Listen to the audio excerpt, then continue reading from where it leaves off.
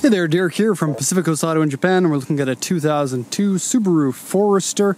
This one here has the EJ20 turbo engine in it, puts out 280 horsepower just like the Impreza. Has automatic transmission, even though you can get these with manuals, they're pretty rare. And 63,000 original kilometers, which, yeah, for a car this old, 63,000 kilometers, very nice and low. This one has a really nice interior, really nice mechanical parts, but the body is a little bit weak, so keep that in mind.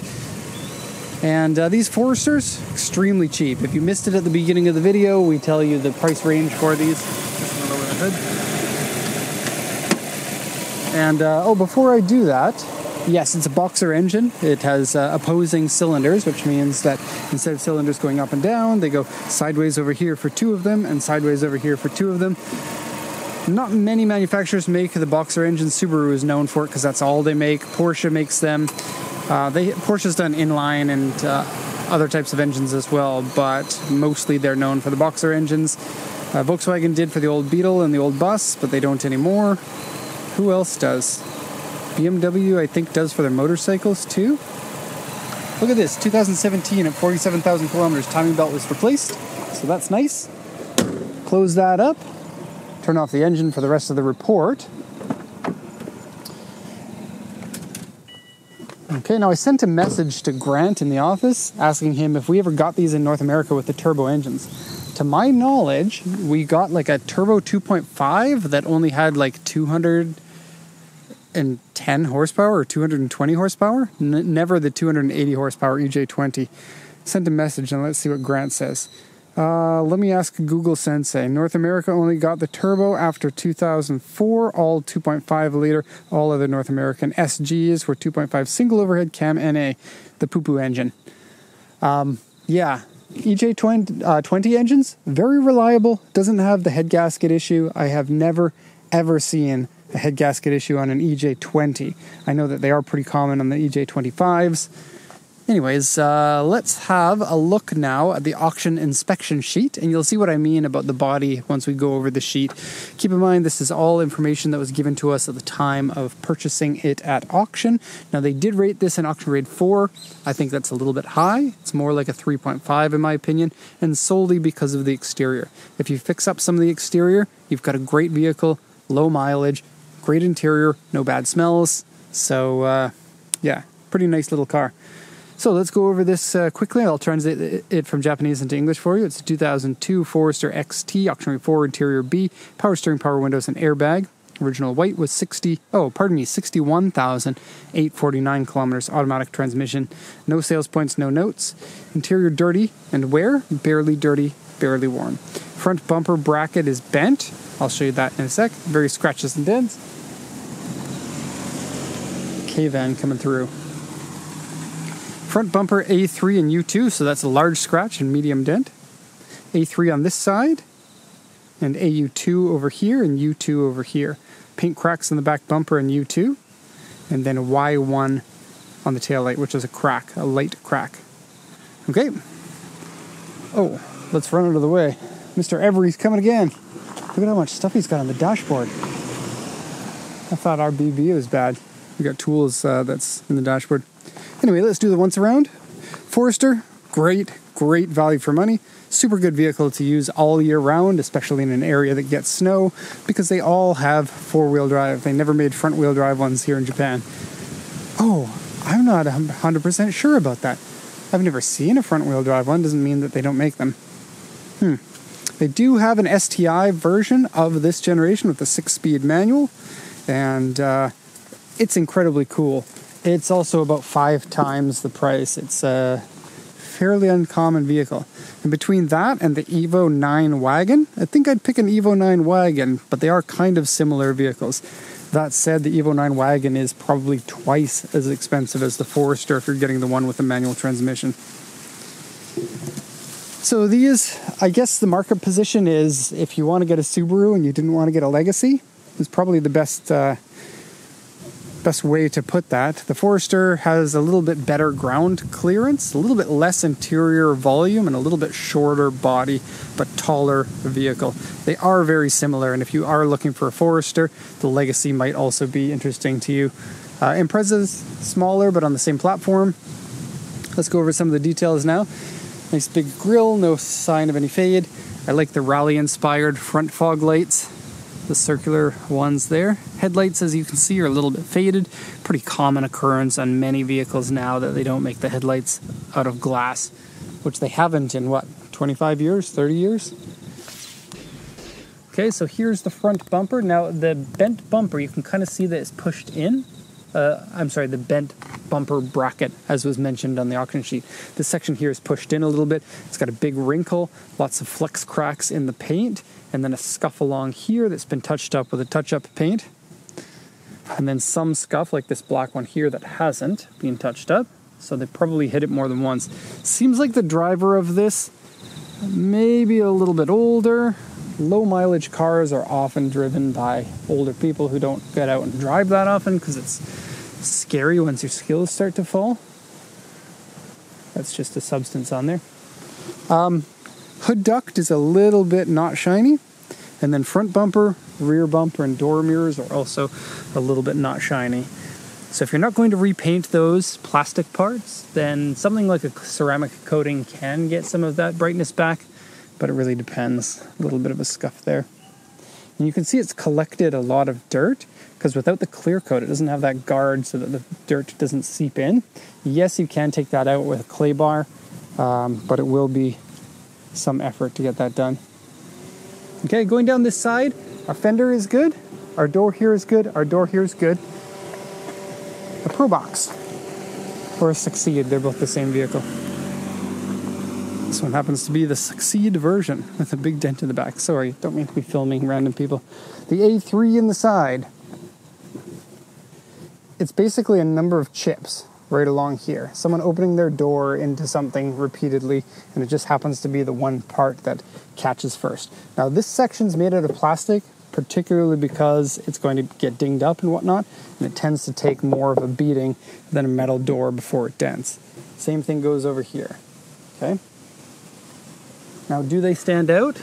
Yeah, but it's all cordoned off, right? You've got a hard line here that you can mask for paint if you wanted to paint just this one section. And then typically, like I said, the plastic sections tend to fade faster than the normal sections.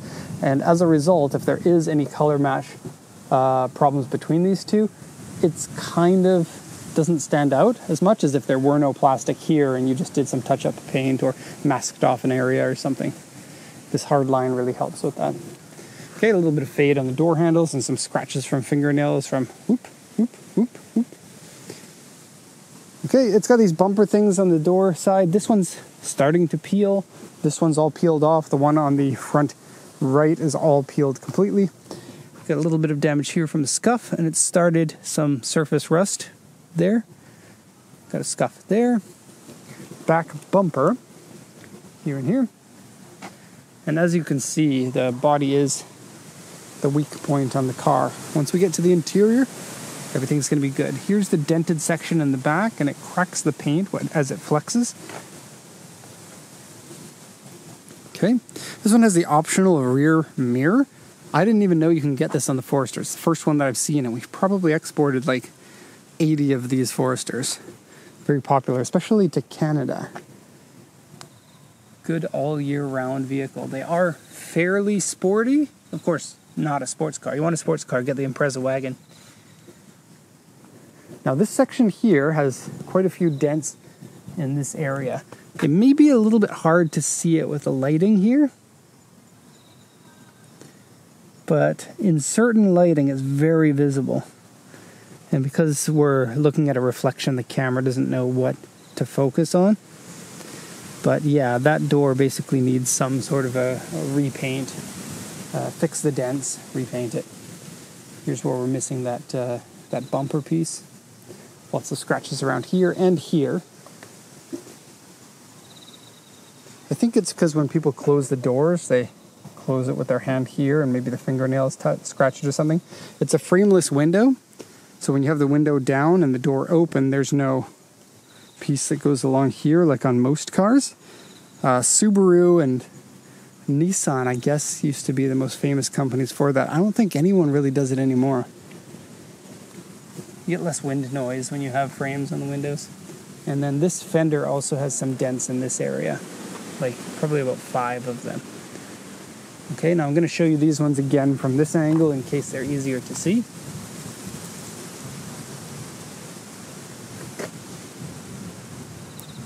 So this area, there's a few up here as well. And then this door's okay, this back door here. And again, don't know if we're focusing or not. Okay, so that's basically all of the defects for the body. Let's have a look at the trunk. So yeah, your trunk isn't as long this way as the Legacy, but probably maybe 30 centimeters more this way. And so in total, you get a little bit more room. If you're going to be stacking suitcases, you can definitely put more in here. If you're going to be carrying a dog, especially a bigger one, they're going to have more headroom in this, which might be helpful for them. You can flip the seats down to make a bigger area, and then this one doesn't have the dog nets. Oh, maybe that's a Legacy thing only. I don't see connectors for dog nets in the ceiling. Okay, tonneau cover. This fine has a really cool orange interior, which I haven't seen before in the Forester. This is all like easy to clean, hard material, not some sort of a carpet, and then it has grippy pads here so that stuff doesn't fly around. A few compartments. You have like one in here that you could put something, one over here, another one over here, another one over here. Kind of a weird setup, right? That one's just for the jack. And then this one has some compartments. And then, of course, no rust or anything down here with the spare tire.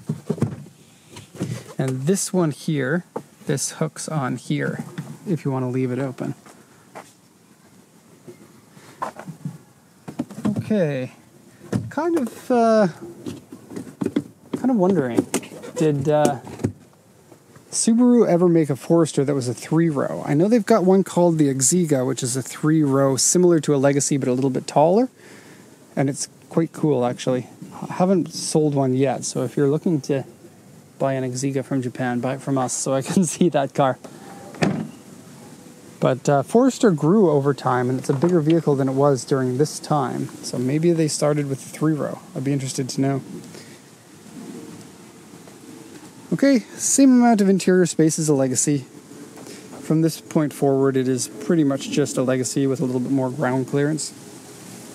The orange seats have leather here. It's a real leather too, but it's not much of it. Just on the outside bolsters. I do really like this orange interior though. It's something different from all of the others. And for that, I love it. Let's go to the front now. Pull that key out. Kind of a weird keychain here. Rep your favorite oil company. Okay, so these seats have armrests integrated into them. And then, as you can see, leather on the bolsters, synthetic in the middle and on the outside. A little bit of wear here. Okay, but otherwise fine here. Yes, armrest. And I don't know why, but it's only the passenger side that gets this. There's a little pocket here that I guess you can put like remote controls into. Could be convenient. Steering wheel also is two-tone, brown and black, and is in really nice condition. Remember, 61,000 kilometers on this. The Forester floor mats are good, a little bit dirty, but good. And they didn't take the blue tape off of the Forester logo. It's just packing tape. Well, not packing tape, but like when the vehicle's in transport, they don't want anything to get scratched, so they put this sealant on just the same way as they do with DVD players and TVs and stuff. Okay, silver face gauges. You don't have the tachometer in the center. That's only on the Impreza that gets that. So I guess tachometer is less important to the Forester buyer. Fog lights switch there. Dashboard, simple. I really like that about Subaru's. Very simple interior, very easy to use dials, and nothing confusing, which you don't want when you're driving. Cup holder there, and a permanent one here. Tiny little console with a little bit of garbage. Hasn't been smoked in. And then dual airbag, I think. Let's see. No airbags in the pillars. Yeah, so dual airbag on this one. Okay. And yes, AC works well. Power steering works well. Brakes feel good. Throttle response is good. Oil is a little bit low, but fine for shipping. When you receive the vehicles, change the oil anyway. It's worth it. Okay. Oh, and look at this. I don't know what's going on here, but it says 2002 September. This is the chassis code SG5. This is the emissions code. Forester XT. Automatic four-wheel drive, 65,000 kilometers. I think this was at one time owned by a company that was trying to export it, because that seems like, you know, you go to a showroom and you'd have something nicer than someone drawing on your window with the condition and whatnot. But anyway, there you have it. If you have any questions, let me know. Otherwise, thanks so much for watching and have a nice day.